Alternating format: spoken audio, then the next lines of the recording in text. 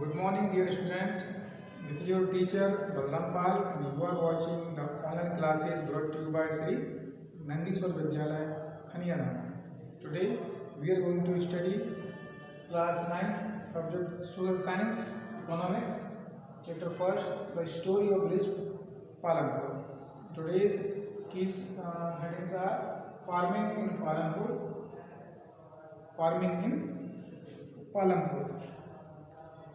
पालमपुर में खेती। इसके अंतर्गत हम पढ़ेंगे first point, land is fixed, मतलब जो है भूमि स्थिर है। Farming is the main production activity in Palampur. 70% of the people in Palampur are working are dependent on farming for their livelihood. They could be farmers और farm labourers. The well-being of these people is closely related to productions on the farms. मतलब है कि पालमपुर के जो लगभग 75% जो व्यक्ति थे वो खेती पर ही निर्भर करते थे अपनी आजीविका के लिए। वे किसान या फिर खेतीहर मजदूर हो सकते हैं। इन लोगों का हित जो है खेतों में उत्पादन से ही जुड़ा हुआ होता है। But remember that there is a basic constraint in the raising farm productions. Land area under cultivation is practically fixed. Since 1960 in Palampur there has been an expansion in land area under cultivation by them. Some of the wastelands in the village have been converted to cultivable land. There exists no further scope to increase farm productions by bringing new land under cultivation. मतलब क्या है, लेकिन इस कृषि उत्पादन में जो सबसे मूलभूत परेशानी यह है कि जो भी खेती के लिए जमीन प्रयुक्त होती है वो कैसी है, स्थिर है। जमीन ना तो खेत जो है वो बढ़ता तो है नहीं समय के हिसाब से, तो जो है वो जो खेती की जो जमीन है, जो खेती हर जो भूमि है वो कैसी है, फिक्स है, मतलब वो स्थिर है, वो अपना आकार जो है स्वरूप जो है बढ़ाती नहीं है। 1960 से आज तक जो भी जोत थी, मतलब जो खेती जिस भूमि पर खेती की जाती थी उसमें अभी तक आज तक जो है पालमपुर में कोई उसका विस्तार नहीं हुआ है। उस समय तक गांव की जो कुछ बंजर भूमि को कृषि योग्य जो है अवश्य ही बना लिया गया, क्योंकि पहले के समय में जो खेती के लिए पर्याप्त जमीन उपलब्ध थी, क्योंकि जनसंख्या का जो विस्तार है वो उतना ज़्यादा नहीं था। लेकिन जब जैसे जनसंख्या बढ़ी तो जो खेती के लिए जो अच्छी ज़मीन थी उसमें कोई विस्तार नहीं हुआ, लेकिन जो बंजर ज़मीन थी या जो ज़मीन जो गोचर की थी या अन्य कार्यों के लिए खाली पड़ी रहती थी, तो उस ज़मीन को भी जो है खेती के योग्य बनाया गया है। इतना ज़रूर विकास हुआ है उसके बाद इसमें, लेकिन उत्पादन को और बढ़ाने की और कहीं गुंजाइश नहीं है। इसमें एक जो आपका पिंक बॉक्स दिया है उसमें देखते क्या लिखा है, the standard unit is measuring land in hectare. Though in the villages you may find land area being discussed in local units such as bigha, gunitha, etc. 1 hectare equals the area of a square with one side measuring 100 meters. Can you compare the areas of 1 hectare field with the area of your school ground? तो इसमें एक भूमि की माप के बारे में बताया गया है आप लोगों के लिए कि जो जमीन की जो माप होती है गांव में वो क्या में मापते हैं, हेक्टेयर में मापते हैं। हेक्टेयर को जो गांव के जो ग्रामीण लोग होते हैं वो अपनी जमीन की माप तौर भी हेक्टेयर में ही कई बार चर्चा करते हुए सुनाई देते हैं। आपको इसमें बताया गया कि 1 हेक्टेयर की माप कितनी होती है, 100 मीटर बाय 100 मीटर, मतलब क्या है 100 मीटर लंबाई और 100 मीटर चौड़ाई। इसको यदि 1 कर दिया जाए तो होता है हेक्टेयर। इसके अलावा आपको बीघा या गुणिता जो छोटी छोटी इकाइयाँ होती जमीन मापने की वो भी आपको गाँव में जो है वो प्रचलित हैं। क्या आप अपने स्कूल के ग्राउंड को हेक्टेयर में इमेजिन कर सकते हैं कि आपका स्कूल ग्राउंड कितना है? तो आप अपने विद्यालय को अपने अंदाज के हिसाब से 100 बाई 100 के हिसाब से आप जो है कंपेयर कर सकते हैं।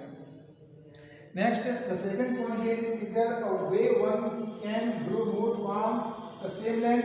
क्या कोई एक ऐसा तरीका है क्या उसी भूमि में जमीन में खेती होती थी उसमें अधिक पैदावार जो है वो की जा सके? तो इसका उत्तर है हाँ, क्योंकि कई वैज्ञानिक जो तरीके हैं, कई इस प्रकार की विधियाँ हैं खेती की उन्नत तकनीक, बीज और मशीनें हैं जिनके द्वारा हम लोग खेती का में जो पैदावार को बढ़ा सकते हैं, लेकिन भूमि के जो एरिया है, जो क्षेत्रफल है, उसमें हम जो है कोई ज़्यादा उसमें बदलाव नहीं कर सकते। In the kind of crops grown and facilities available, Palampur would resemble a village of the western part of the state of Uttar Pradesh. उसमें कहा गया कि यहाँ जहाँ जिस प्रकार की फसल पैदा की जाती है, जैसी सुविधा यहाँ पर उपलब्ध है, जो पालमपुर गांव की इसमें भौगोलिक स्थिति को बताएगा कि ये जो पश्चिमी उत्तर प्रदेश मतलब आप समझते हैं इस प्रकार के, जैसे आपने कहा कि इटावा, मैनपुरी, हाथरस, जो आगरा, मथुरा तक और जो बुलंदशहर का जो एरिया है, इसको हम लोग जो है आज के दौर में इसको पश्चिमी उत्तर प्रदेश या हरित प्रदेश के नाम से भी जाना जाता है। All lands is cultivated in Palampur, no lands is left idle. मतलब है कि सारी भूमि पर जो है उसको जोता जाता था, कोई भी वहाँ पर खाली भूमि को नहीं छोड़ा गया। ड्यूरिंग द रेनी सीजन्स, यानी कि खरीफ जो फसल होती है, फार्मर्स ग्रो ज्वार एंड बाजरा। खरीफ की जो सीजन है मतलब बरसात की जो फसलें हैं उसमें ज्वार और बाजरा हैं। This plants are used as cattle feed. इन फसलों को जानवरों को चारे के रूप में भी प्रयोग किया जाता है। It is followed by cultivation of potato between October and December. अक्टूबर से दिसंबर के महीने कुछ यहाँ पर आलू की भी जो है फसल ली जाती है।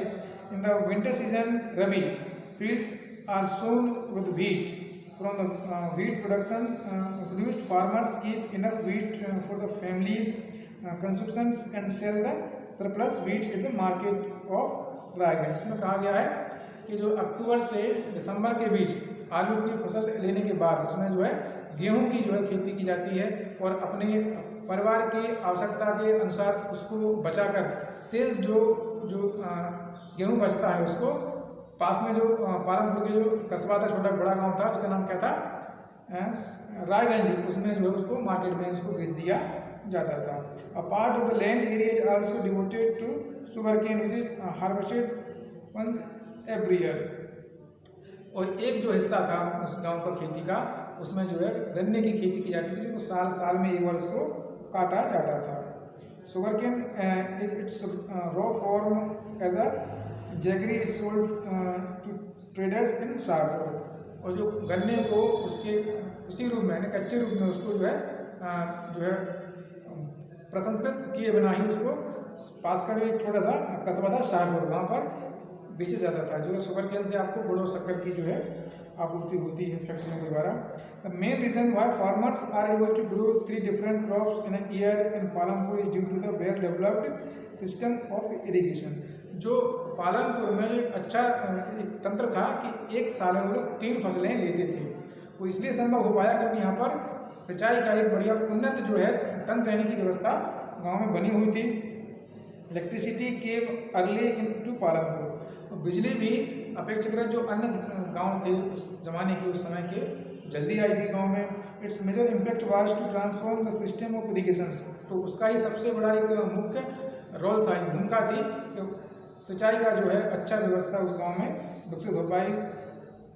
Persian wheels were till then used by farmers to draw water from the wells and irrigate small fields. People saw that the electric run tubewells could irrigate much larger areas of land more effectively.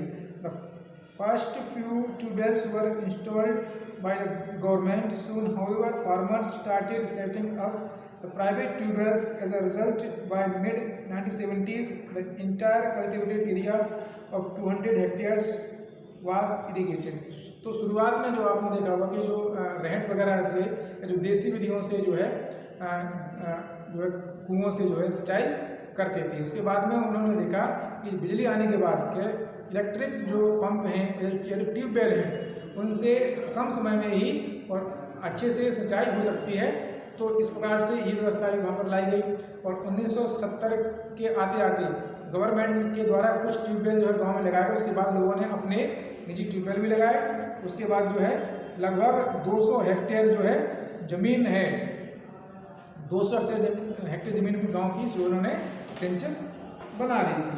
तो next जो part है हम अगले video में इसका discuss करेंगे। तब तक आप इस पार्ट को अच्छे से पढ़ें। जो भी आपको समस्याएं हैं आप विद्यालय आकर हमसे संपर्क कर सकते हैं, उनका समाधान प्राप्त कर सकते हैं। धन्यवाद।